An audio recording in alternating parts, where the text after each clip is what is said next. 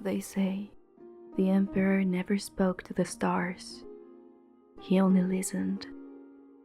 Each night, after the palace had gone quiet, when even the guards had drifted into stillness, he walked alone to the rooftop garden. No crown, no gold, only a dark robe and silence. He walked by sleeping flowers, listening for the sky. There, wrapped in moonlight, he would close his eyes and wait, not for answers, but for silence, the kind of silence that holds the truth, like still water holds the moon. His name was Marcus, but the world called him Emperor. He carried a nation on his shoulders, yet it was not the weight of the world that troubled him. It was the storm inside his own mind, the ones that whispered, "You are not enough. You must control everything. You cannot rest." In a quiet corner of the palace, a young servant boy named Luca swept the marble halls. He often paused to watch the emperor walk in silence. He wondered what it would feel like to be so calm in such a noisy world. One night, as Luca cleaned the outer corridor, he froze in fear. His chest tightened, his breath caught. Too many thoughts, too much worry. The emperor noticed. He looked at Luca with soft, steady eyes. "Come," he said, with a voice like thunder wrapped in silk. Luca followed, not into a throne room, not into war, but into the garden where silence lived. In the center of the garden, beneath a fig tree, there was a marble bench. The emperor sat. He gestured beside him. Luca sat, still trembling. "Tell me," Marcus said, "what is your mind doing right now?" Luca looked down. "It is loud," he whispered. "It says too many things all at once." Marcus nodded. "Then your mind is like mine," he said. "But a loud mind is not a bad thing. It's just a storm, and every storm passes." He placed a smooth stone in Luca's hand. "When the wind in your mind blows too hard, breathe and hold something steady. This stone is your anchor." Luca closed his hand around the pebble. It was cool, simple, quiet. He took a breath, then another, and for the first time in days, his thoughts slowed.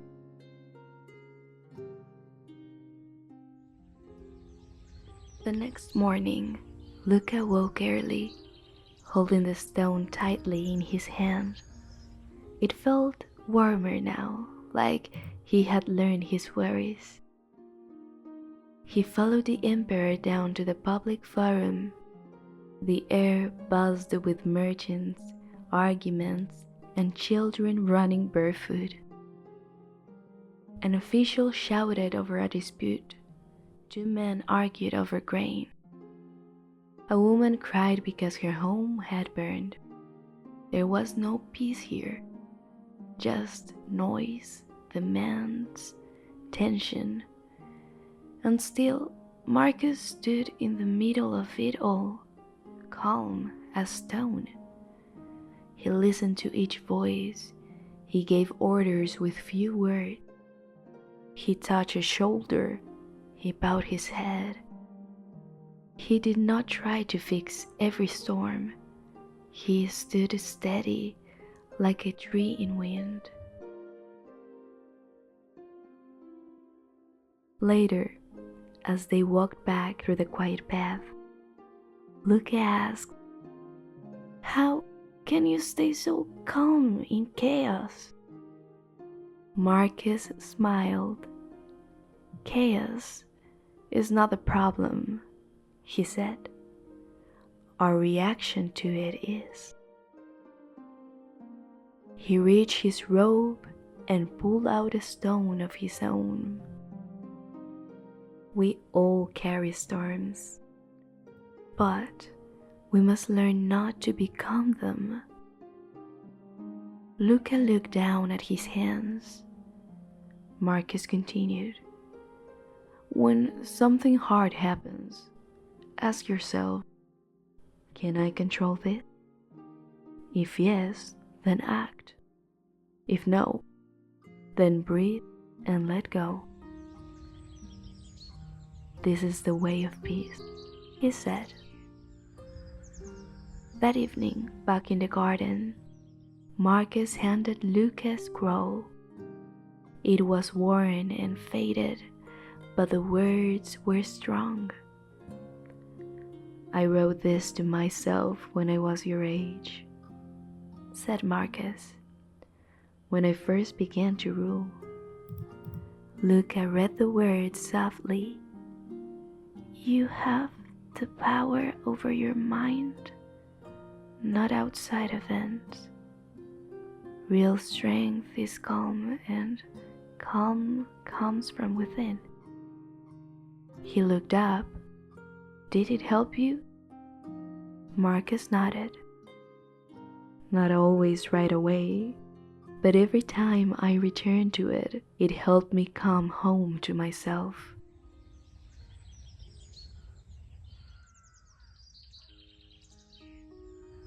One afternoon, a senator stormed into the palace. He was angry, red-faced, shouting about injustice. Marcus remained seated. He did not argue. He did not raise his voice. He listened. Then he said, "I cannot control what you feel, but I can control how I met you." The senator blinked. His voice softened. The storm passed. Luca watched, wide-eyed. "Is that stoicism?" he asked later. Marcus replied, "No, that is practice." One night, Luca could not sleep. His mind spun with fears. What if I fail? What if people laugh? What if I'm never enough? He walked quietly to the garden. Marcus was already there, under the fig tree, eyes closed, breathing slow. Lucas sat beside him without a word. After a long silence, Marcus said, "Your thoughts are loud tonight." Luca nodded. "I don't know how to stop them." Marcus didn't answer. Instead, he pointed to the sky. "What do you see?" "Stars.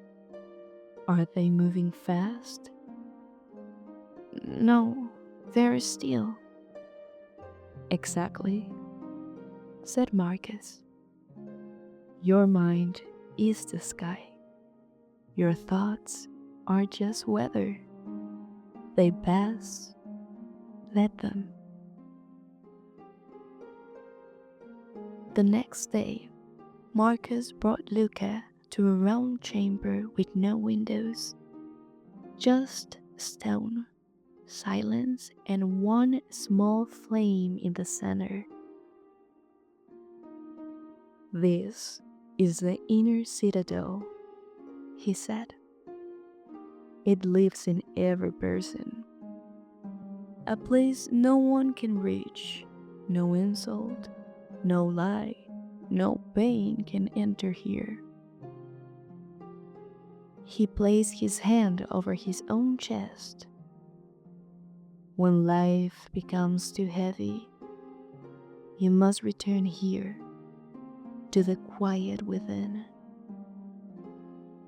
Close your eyes, Luca. Breathe slowly, in and out. What do you feel?" "Peace," Luca whispered. "Like nothing can break me." Marcus nodded. "That is your center. Never forget how to return to it."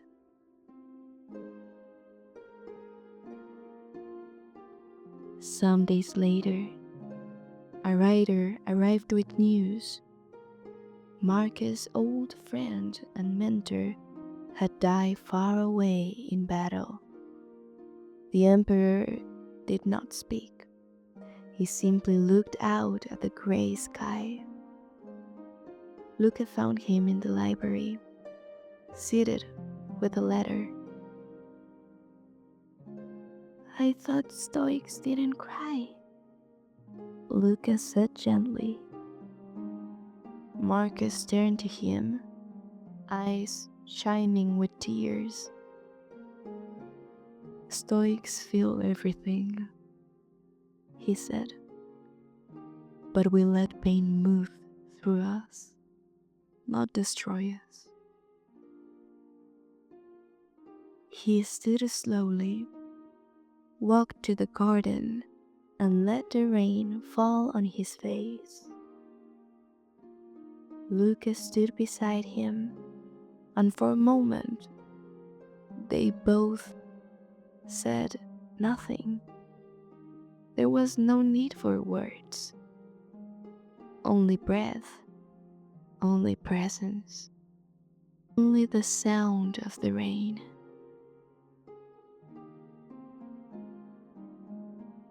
Luca grew taller, wiser. His eyes were calmer now, his thoughts quieter. One morning, he sat alone in the garden, holding the same pebble Marcus had once given him. Marcus joined him. "You have changed," he said. "You walk with your breath. You speak with your heart." Lucas smiled. "It's not that I have no storms anymore. It's just I know how to sit through them now." Marcus nodded slowly. "Then you have learned what I could not teach. Only silence could." Marcus stood, placed a hand on Lucas' shoulder, and said gently, "Go, bring your calm to the world, and when the noise becomes too loud, you'll know where to return."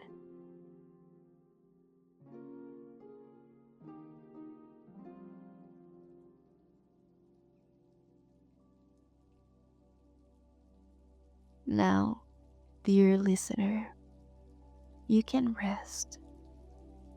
You've walked through gardens of thought, through the silence of an emperor's heart. You've seen storms and learned that calm does not come from avoiding them, but from sitting gently inside them. You are not your thoughts. You are not your fear. You are not your mistakes. You are the space beneath it all. You are the sky. Now breathe with me gently. Breathe in. 1, 2, 3, 4. Pause. 2, 3, 4. Breathe out. 1, 2, 3, 4. Pause. 2, 3, 4. Relax. Let the breath carry you back to your inner citadel. Let each breath soften the body. Let the weight fall away. Nothing to control, nothing to prove, nothing to fix. Only rest. You carry peace inside you. You can return to this calm anytime. This space is always open. There is no rush to wake. You may stay here as long as you need. The music will stay with you, like the moonlight over stone. Good night, gentle soul. Sleep in your strength. Sleep in your softness. Sleep in your sky.